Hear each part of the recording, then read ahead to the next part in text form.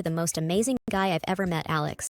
We're both 28, got our own place, pay our bills, and live a life that's ours. It's been a year since we said I do, and honestly, life's been good, except for one little thing. Alex's parents. Now, don't get me wrong, I never expected to be the daughter-in-law in shining armor, but I also didn't expect to be the family's unwanted guest. The day I met my in-laws, it felt like walking into a lion's den with a stake tied to my neck. My mother-in-law, Jane, had this way of looking at me, like she was trying to figure out if I was more of a nuisance or just plain boring. I could tell she had sized me up and found me lacking before I even had a chance to say hello. Alex had warned me about his mom. "She can be a bit much," he said, as we drove to their place that first time. "But don't take it to heart, okay?" I didn't. Or at least I tried not to. At dinner, I was passing the salt when Jane said, "You know, Stephanie used to cook such wonderful meals. Remember that risotto, honey?" She said to Alex, who just nodded, his jaw tight. "Yeah, I remember," he replied, not looking at me. I sat there, salt shaker in hand, feeling like I was invisible. They all talked about Stephanie as if I wasn't there. I felt a pang in my chest, but I swallowed it down with a smile. "Sounds like she was a great cook," I said, trying to seem unaffected. Jane's eyes met mine, and she smiled, but it didn't quite reach her eyes. "Oh, she was. She was a lot of things." That night, I told Alex how I felt. It's like she's measuring me against some ghost. Alex hugged me close. "You're the one I chose, Liz. That's all that matters." I wanted to believe him, but as I'd learned, Jane had a long game in mind, and I was the pawn she was eager to sacrifice. I just didn't know it yet. Living with an allergy isn't just inconvenient, it's like having a shadow that's constantly whispering danger in your ear. Since I was a kid, peanuts have been my arch nemesis. It started with a spoonful of peanut paste and a trip to the emergency room that left my parents with a crystal clear message. Keep her away from peanuts and a whole host of other foods if you want her to grow up. It's not just peanuts, though. Soy, peas, cherries, almonds, tomatoes, apricots, bananas, and even potatoes, they're all off limits. It's a list that makes waiters raise an eyebrow and friends hesitate to invite me over for dinner. It's also a list that my mother-in-law, Jane, knows by heart, yet she somehow manages to question every single time we're over for dinner. "Are you sure you can't even have a little bit of this pie? It's got almond extract," she'd ask, with a tone that hovered between concern and disbelief. I would smile politely, though I'd rather not, and say, "Yeah, I'm sure. Thanks, though." It was the same dance every time. I remember once, at a family gathering, I was navigating the buffet, a mental checklist running through my head. Alex was by my side, plate in hand, trying to help me find something safe to eat. That's when Jane swooped in, her voice sickly sweet.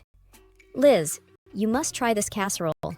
I made sure it was Liz-friendly," she announced, but the glint in her eye didn't match her nurturing words. Alex paused, his fork mid-air. "Mom, you used cream of mushroom soup in this, right?" he asked, knowing full well that many brands included soy, a big no-no for me. Jane's smile faltered for a second. "Oh, I think so. It should be fine." But it wasn't fine, and we both knew it. We made our excuses, me leaving the casserole untouched, but the incident stuck with me. It was a small victory in what felt like an ongoing battle, a battle where Jane held all the cards because she controlled the kitchen. I've learned to navigate this world with careful steps. Eating out is a strategic operation. Alex and I were at our favorite Italian place, a rare find that understood the gravity of food allergies. I'd recited my usual spiel to the waiter, who nodded understandingly. Alex watched me with those soft eyes of his, the ones that said he'd do anything to make my life easier. "You okay?" he asked, after the waiter left. "Yeah, I'm fine.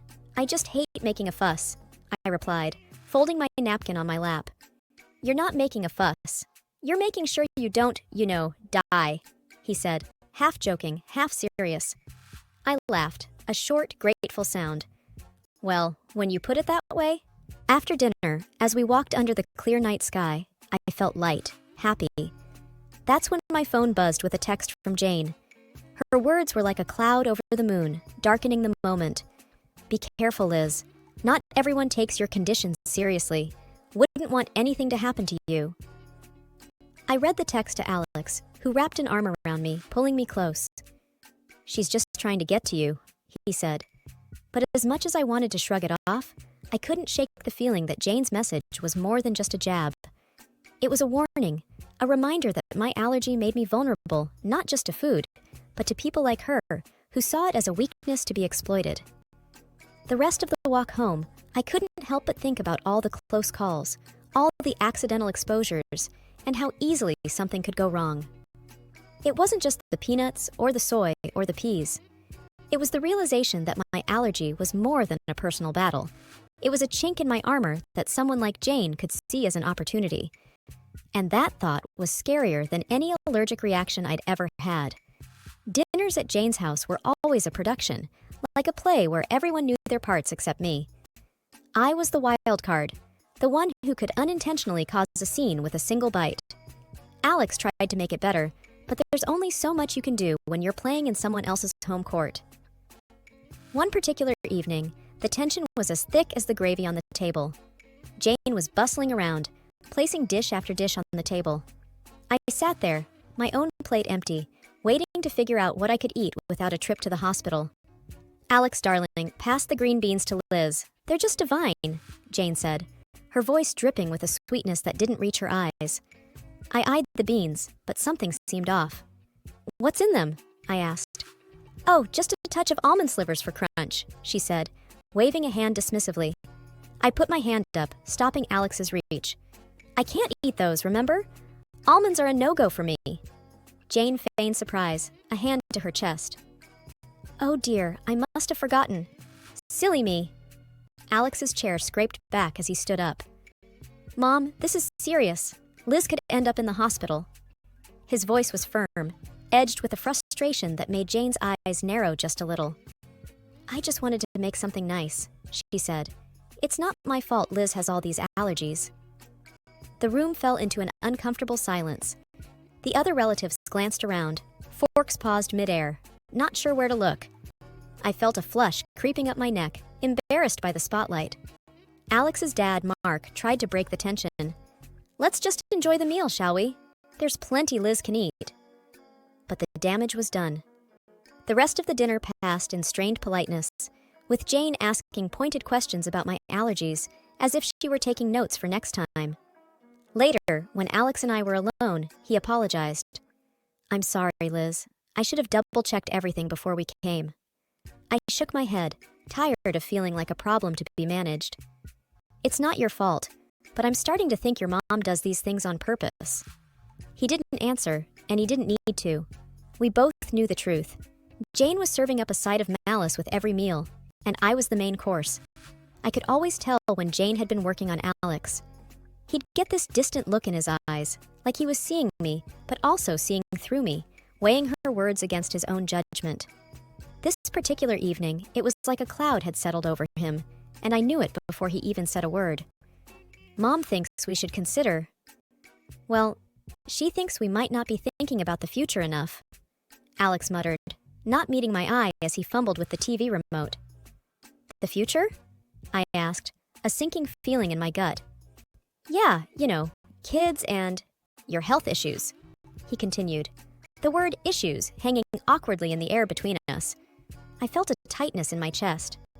She talked to you about my allergies again, didn't she? He sighed, setting the remote down. She's just worried, Liz.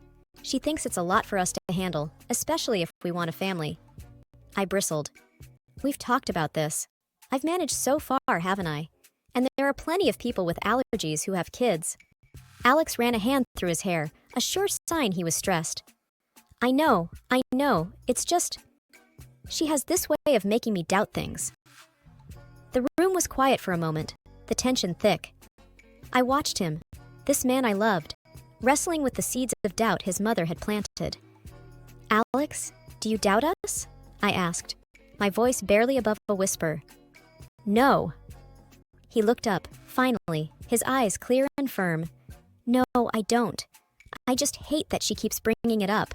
I hate that it makes us fight. I reached for his hand, our fingers intertwining. We're not fighting.